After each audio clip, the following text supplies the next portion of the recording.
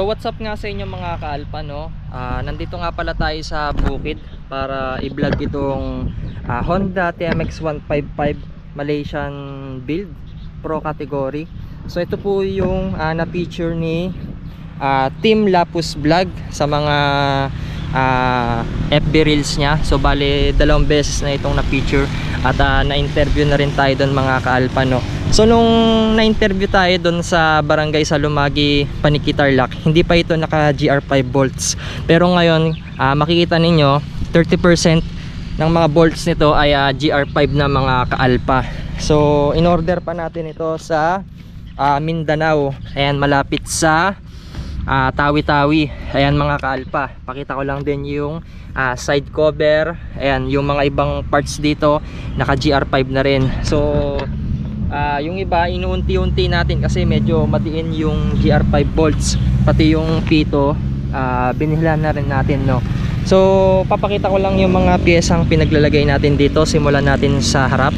So dito sa harap, yung handlebar na ginamit natin ay King of Drag.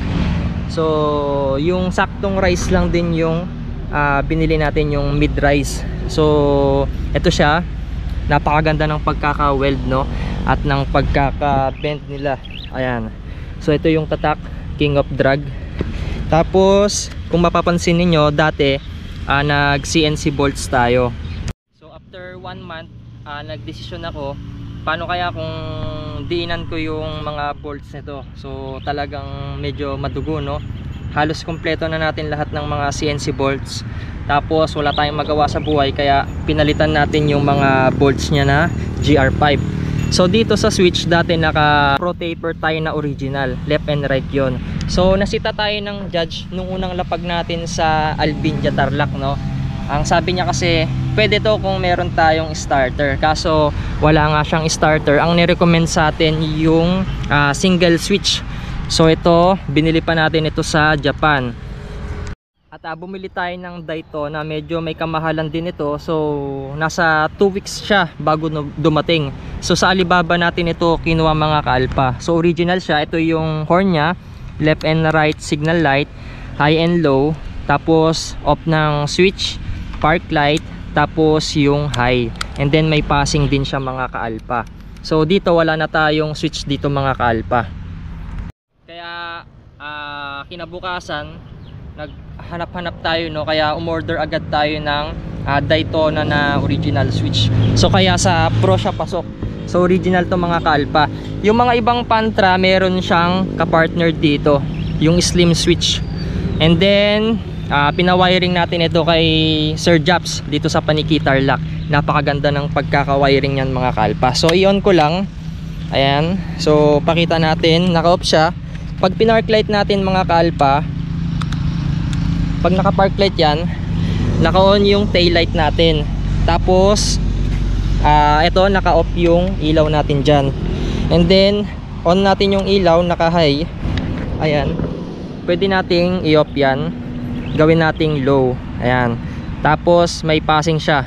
Ayan mga ka-Alpha. And then yung signal light natin, working din yan mga ka-Alpha, pati yung horn. Tapos dito sa quick throttle, naka RM mini tayo. Pero bala ko rin palitan ito ng CNC na quick throttle. So abangan ninyo, iniipon lang din natin yung mga pyesa. Tapos balak ko rin mag handle grip ng RCB. So halos lahat ng mga pyesa nito puro RCB mga ka-Alpha. And then nag bar end din tayo na kuan dito na GR5 bolts. So dati naka CNC din yan.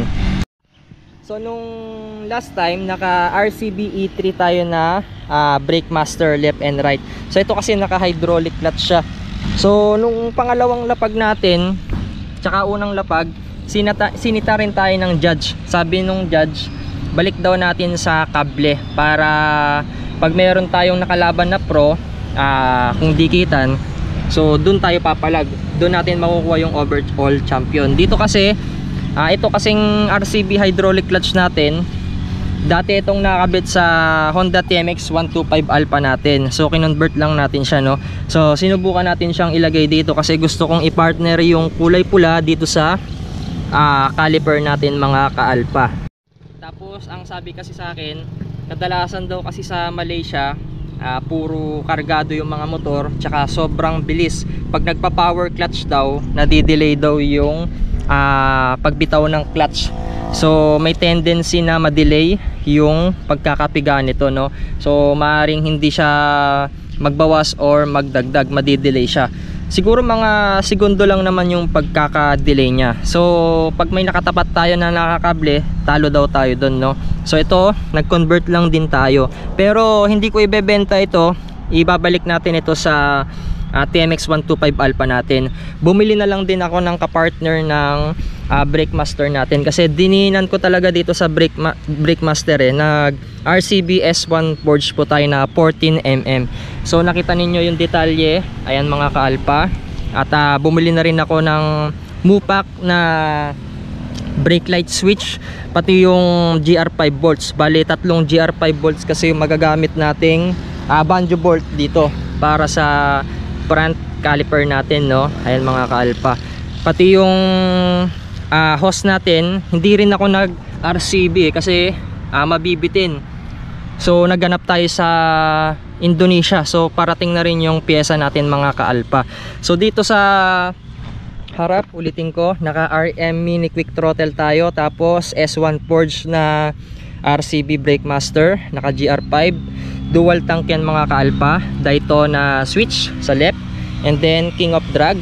Tapos yung mga ibang parts nito ay original talaga mga ka-Alpha, ni-restore ko lang talaga siya. So yung iba CNC bolts na rin. Tapos dito sa harap, yung headlight natin halos bago lahat yan mga ka-Alpha. Wala akong biniling second hand dyan, puro genuine parts po lahat yan mga ka-Alpha. So lahat ng mga side nito naka CNC bolts na rin, pati yung emblem. Itong emblem nya talagang sticker daw yung pang 155. Yung pang 125 naka-emboss po yung Honda dyan mga ka-Alpha. And then dito stock pa lang yung butterfly natin tsaka T-pose. So pinag-aaralan ko pa kung ano yung ilalagay natin. So hindi lang kasi basta-basta lagay tayo ng lagay. So itatanong muna natin sa judge kung ano yung mga pwedeng ilagay dito para medyo dumiin siya. Sa front shock naka-lighten tayo na pang wave 125. So TRC itong ginamit natin. Pinartner ko lang din siya dun sa may swing arm natin. Pero binabalak ko rin na mag RCB tayo na pang sniper. So magko-convert ulit tayo mga ka-Alpha kasi gusto ko straight RCB siya. So pan kasi tayo ng RCB. So ito 4-pot caliper na RCB din yung ginamit natin. Yung mga brake hose natin ay mga mumurahin lang, no, pansamantagal. And then ito in order ko pa ito sa Vietnam. CNC cut na rin yung caliper bracket natin na pang 260 to 267 mm. And then at dito sa disc mga ka-Alpha, nag RCB rin tayo na big disc. So kulay black yan. Ayoko kasi ng masyadong maraming kulay, nag-focus kasi tayo sa tatlong kulay dito sa mga pyesa, silver, red and black. Tapos sa bolts, nagkamali kasi ng bigay yung seller, dapat kulay pink ito, pero bumagay naman yung teal emerald. Halos dito sa harap puro pang wave 125 po ito mga ka-Alpha. Nagtabas-tabas na lang dun sa mga spacer tsaka mga washer. So dito kasi napakaraming washer nun so nilinis lang ulit natin siya mga ka-Alpha. So makita nyo rito halos CNC bolts na rin lahat. And then yung pito pala mga ka-Alpha, ito detalyado rin, naka RCB rin tayo, no. Tapos itong mahirap maghanap mga ka-Alpha, yung mags natin. Medyo matagal na rin itong mags na to, pero meron pa akong hinahanap na mags sa Malaysia, no. Yung pang Modenas Chris version 2, yung pang disc brake sa harap, no. So dito sa atin wave 125 yon. Ang hinahanap ko yung style pang Raider na mags, pero RCB siya. Yun yung mahirap hanapin. So pag nagkataon, kung may kakilala tayo sa Malaysia, ipapauwi natin yun, no, pasabay. So yung ibang parts kasi natin dito ay puro pasabay lang, no. Medyo gumasos din talaga tayo. Ito naka Racing Boy tayo na 6 spokes pang wave 125. So wala na po kayong makikitang ganito sa market. Out of stock na po yan, hindi na po sila gumagawa niyan. Makikita nyo na lang po ito, yung mga ganitong design, mga pang Honda Click na lang po, no, yung mga ganitong design. Pero sa mga wave 125 halos wala na po lahat. Ayan mga kaalpa, pakita ko lang din. So dito nag-focus lang din tayo sa silver na spacer. Tapos yung fittings sa harap, ayan. And then yung sa tires natin, baka matanong ninyo, ang ginamit natin dito ay Maxxis na 7080. Ayan, pakita natin. Ay 6080 pala dito sa harap. Tapos sa likod 7080. Ayan, pakita lang natin dito mga kaalpa. Tapos sa stabilizer, ayan, Racing Boy din yung ginamit natin dito mga kaalpa. So nakalimutan ko na yung size nitong Racing Boy stabilizer natin pero mamaya ang ipapagawa ko rito, may binili kasi tayong CNC bracket para nakahiga siya dito. So ipapa-welding natin mamaya ito. So ipapakita ko na lang din kung aabot pa dito sa video natin.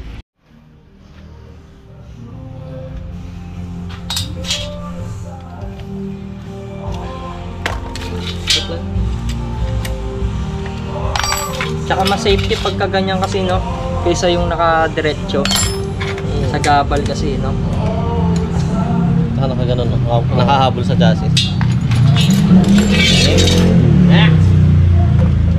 So pakita ko lang din yung mga side, tapos yung tangke, side cover, halos original po lahat yan mga kaalpa. And then nagpapintura rin pala tayo kay Tarlac Paint Culture dito sa Herona Tarlac. So ganito yung pinapintura natin, no. I-message nyo lang din pala sila sa FB pagka gusto ninyong magpa powder coat. So kabilaan na po yan mga kaalpa.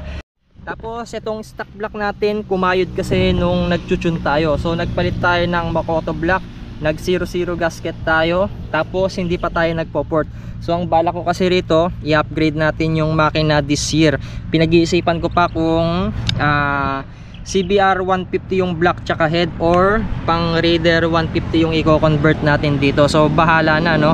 Pag nagkapera tayo, papakarga na rin natin yung makina nito. So dito sa baba, ayan, halos lahat po naka-repaint. Yung ibang parts dito, yung center stand, bumili tayo ng bago. Yung ibang parts dito mga kaalpa, genuine stock parts, pina-repaint natin lahat, no. Tapos naka racing CDI pala tayo na Pitts Bike version 3. So yung nag-tune ng CDI natin ay si Jun tsaka si Jan Puyawan. So shoutout sa kanila. And then dito sa chain drive, gumamit tayo ng RK na sprocket. So 1436 yung ginamit natin mga kaalpa, color gold. So wala kasi tayong mahanapan na silver, no. So ganyan na lang din yung kulay na pinili natin, pero goods na yan mga kaalpa. Tapos dati kasi sa swing arm, bumili tayo ng King of Drag pero hindi natin siya kinabit. Ang pinalit natin dito ay yung TRC Racing plus 3. So ito yung detalye mga kaalpa. Tapos dun pala sa rear suspension, naka TRC tayo dati na 340mm. So sabi ng judge, kailangan daw may baso yung shock natin. So ang ginawa ko, nag-order ulit tayo sa Malaysia ng RCB na rear shock pang Honda Wave 125 po ito mga kaalpa. Bali 330mm yata to, or 335mm. So ayan, binagay ko na lang din siya sa chain drive natin. So puti sana yung bibilin ko. Ayan, ito black na lang para medyo malinis na rin siya. So dito nagpatabas din tayo ng upuan. Ayan mga kaalpa, ayan, gumagalaw-galaw pa. So papayos natin yan kasi hindi pwede yung ganito na gumagalaw-galaw mga kaalpa. Tapos sa tapaludo natin, ayan, original lahat, pati taillight mga kaalpa. Tapos dito sa may panel natin sa cover, ayan, bumili tayo ng lighten. So naka RCB rin tayo na brake shoe na pang Wave 125. Halos karamihan dito puro pang Wave 125, convert na lang din mga kaalpa. So ito naka KTM din tayo na brake arm. Papalitan din natin ito ng GR5, medyo madugo rin mga kaalpa. So dito pinartner ko na rin yung titanium bolts natin na pito. So dito, pinalitan na lang din natin ng NLK na copy. So medyo mahal din. So naghahanap pa tayo ng pwede nating ipalit. Pinag-iisipan ko kung yung NLK na carbon or RL or yung red Leo na ipapalit natin. So dito, nagkamali din tayo ng bili. dapat close nut itong bibilin natin, no. Pero ayan yung binigay sa atin, so nagkamali. Pati itong sa bolts niya sa canister holder, ayan, naka GR5 na rin mga ka-alpha. So itong elbow natin, pinagawa natin ito kay RB Mendoza Mapler sa Barangay Salapungan, Tarlac City mga ka-alpha. Ayan, shoutout kay Boss Ruel Mendoza. Pagka gusto ninyong magpakalkal, punta lang po kayo dyan sa shop niya. Tapos naka Kihinsud ko tayo na flat slide, 28 po yung diameter nito, no. So hindi po ito pwede pang daily, pang show lang po ito, tsaka pang karera lang mga ka-alpha. So ito yung head, may tumatagas pang langis. Ayan, ito yung side cover natin. Ulitin ko, pinarepaint ko ito kay Tarlac Paint Culture. So dito mga ka-alpha, panoorin nyo na lang yung full video vlog natin. Meron tayong mga ginawang vlog series kung paano natin ito pinagkakabit kasama yung mga tropa. Ayan.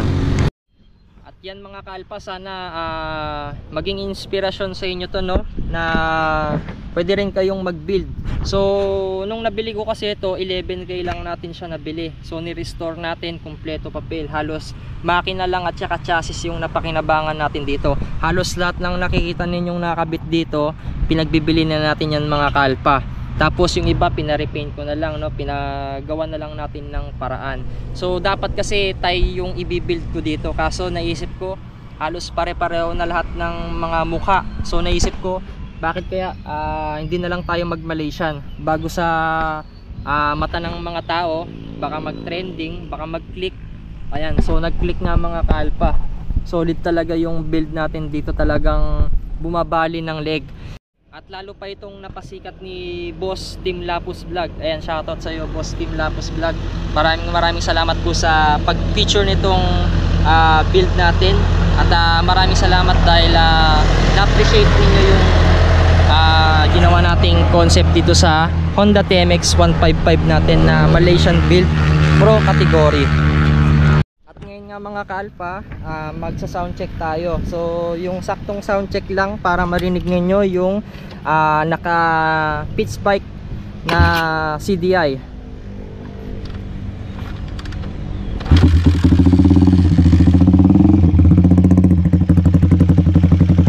Ganyan po yung sound check niya mga ka-alpha.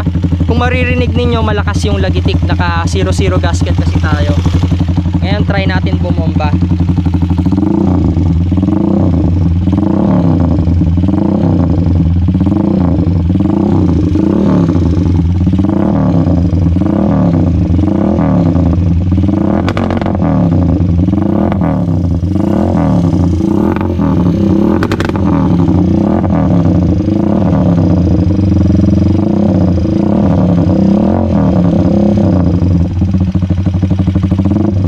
Bali naka 8 modes pala ito mga ka-alpha.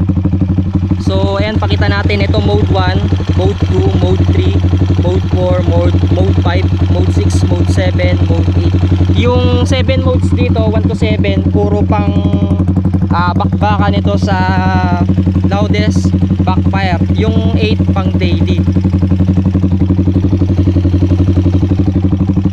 Ayan, ulitin natin mga ka-alpha.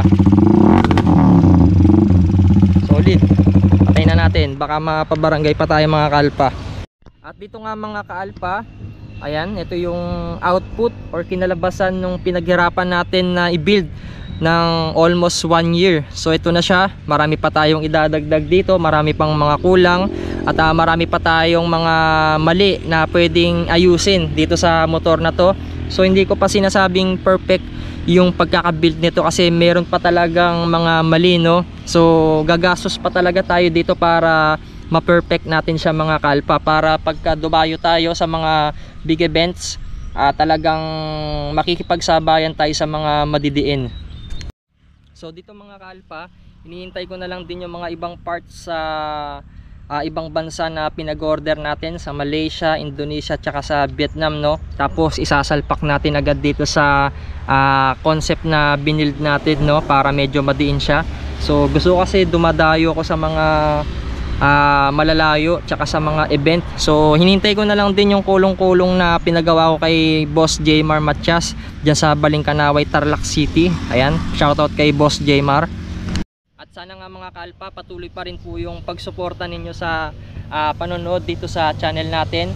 So yung pag-click nyo lang sa subscribe button mga kalpa, malaking tulong na po yun, pati yung pag-like. Ayan, huwag nyo sana kakalimutan na mag-subscribe sa channel natin mga kalpa. And i-click nyo na rin yung notification bell para pag nag-upload po tayo ay lagi po kayong ma-notify at lagi kayong updated. Yun lang mga kalpa, maraming salamat po and thanks for watching. I know gold is not enough.